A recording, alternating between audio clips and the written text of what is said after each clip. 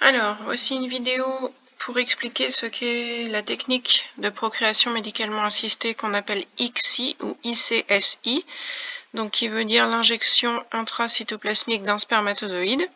Alors, c'est une technique qui est très précise, assez coûteuse, et qui est utilisée plutôt en cas de problème avec les spermatozoïdes, alors des problèmes bien particuliers, soit des spermatozoïdes de forme anormale, ou vraiment quand il y a un cas sévère d'oligospermie, ça veut dire très peu de spermatozoïdes.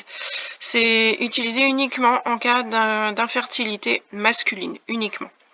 Alors, les premières étapes sont communes à la fécondation in vitro, c'est-à-dire que les spermatozoïdes et les ovules sont prélevés parallèlement chez les deux membres du couple. Ils sont préparés en laboratoire.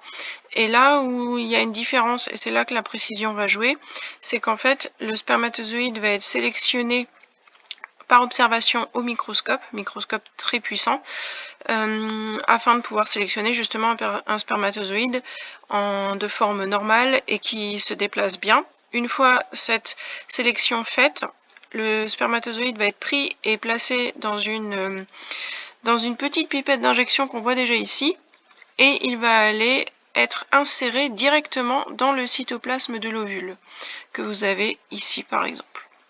Ovule, on dit aussi ovocyte.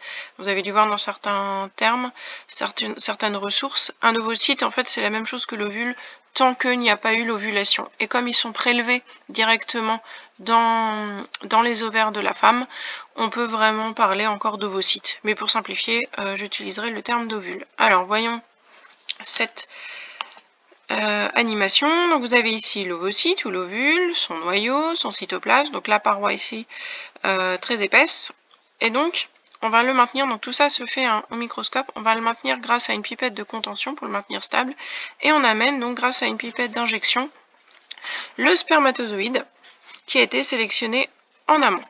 Donc voilà, donc vous voyez, il arrive, il va rentrer dans le cytoplasme, il va perdre rapidement son flagelle, et on va espérer qu'il y ait une fusion des deux noyaux. Et à ce moment-là, s'il y a une fécondation, il se divisera par division cellulaire et ensuite sera placé au niveau de l'utérus dans la cavité grâce à une canule, comme la fin de la fécondation in vitro.